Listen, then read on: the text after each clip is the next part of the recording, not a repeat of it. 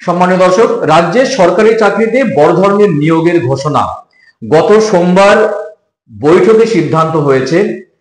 মন্ত্রিসভার বৈঠকে সিদ্ধান্ত, প্রায় 1500 জন নিয়োগ করা হবে রাজ্যের সরকারি চাকরিতে এবং দুটো ক্যাটাগরিতে নিয়োগ করা হবে, একটা স্থায়ী পদের জন্য আর একটা হচ্ছে চুক্তিভিত্তিক পদের জন্য। তো দুটি ক্যাটাগরিতে নিয়োগ করা হবে। স্থায়ী পদে কতজন নিয়োগ করা হবে, চুক্তিভিত্তিক নিয়োগ কতজন হবে, তার বিস্তারিত আপডেট অবশ্যই তুলে ধরবো আজকের ভিডিওতে। ভিডিও ভালো লাগলে অবশ্যই চ্যানেলটি সাবস্ক্রাইব করে পাশের ঘন্টাটি বাজিয়ে রাখবেন এই ধরনের লেটেস্ট এবং কারেন্ট আপডেট সবার আগে পাওয়ার জন্য, এবং বেশি বেশি করে লাইক এবং শেয়ার করতে একদম ভুলবেন না। চলুন বিস্তারিত আপডেট দেখে নেওয়া যাক যে রাজ্যের সরকারি চাকরিতে নতুন নিয়োগের ঘোষণা, সিদ্ধান্ত মন্ত্রিসভার বৈঠকে। চলুন দেখে নিন। দেখুন, বলা হয়েছে প্রায় 1000 কর্মী নিয়োগ হবে রাজ্যে। মন্ত্রিসভার বৈঠকে সিদ্ধান্ত নিলেন মুখ্যমন্ত্রী মমতা বন্দ্যোপাধ্যায়।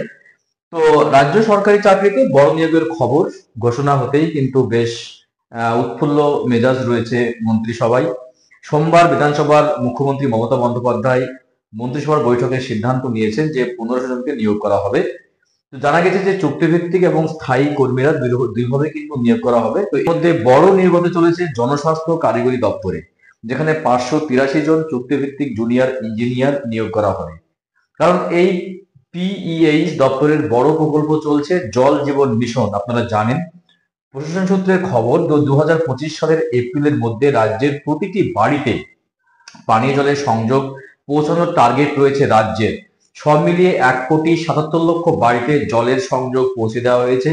আজও মুখ্যমন্ত্রী বৈঠক করে শেষ করতে বলেছেন যে এই প্রকল্প সবাইকে যাতে জল পায়। এ প্রসঙ্গে বলে রাখি আপনাদের যে রাজ্য সরকার আবার বলছে যে প্রত্যেকটা বাড়িতে জল পৌঁছে দেবো, ঠিক আছে, কিন্তু আমি যে এলাকায় থাকি এই এলাকায় জলের যে সংযোগ দেওয়া হয়েছে বটে, কিন্তু সেখানে জল নেই, অর্থাৎ কল আছে জল নেই, ট্যাপ আছে জল নেই, খুব জলের প্রচন্ড সংকটে ভুগছি। জানি না যে এই ধরনের প্রকল্প মুখ্যমন্ত্রী আবার করবেন কি না, কারণ তিনি ঘোষণা করছেন বারবার যে প্রত্যেকটা বাড়িতে সংযোগ পৌঁছে দেওয়া হবে। তো সংযোগ পৌঁছে দেওয়া হয়েছে ঠিকই, কিন্তু যদি সেখানে জল না থাকে তাহলে সেই সংযোগের মূল্য কোথায় আপনারা বলুন। যে আজকে এই এলাকায় যে প্রত্যেকটা বাড়িতে সংযোগ দেওয়া হয়েছে পয়সা খরচা করে, কিন্তু সেখানে জল নেই, তাহলে বলুন যে এইরকম সংযোগের মানে কি।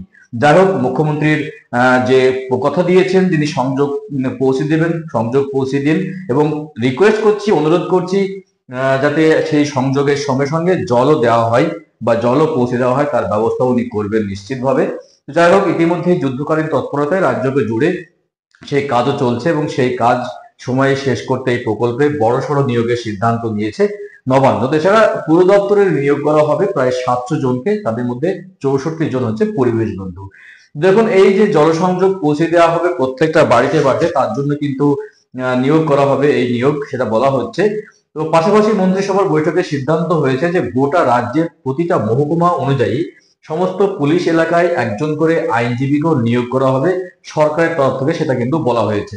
তো সব মিলিয়ে মোট 1445 জন কর্মী খুব শীঘ্রই নিয়োগ হবে সরকারের বিভিন্ন দপ্তরে। গুরুত্বপূর্ণ আপডেট ছিল যে জল সংযোগ পৌঁছে দেবেন, তার জন্য কিন্তু নিয়োগ করা হবে 2 রকম ক্যাটাগরিতে প্রায় 1500 জনকে।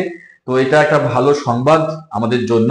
একদিকে 1500 জন বেকার ছেলে চাকরি পাবে, আর একদিকে আমরা জল সংযোগ পেয়ে যাব। তো দেখা যাক এই প্রকল্পের কতটা মানুষকে খুশি দিতে পারে।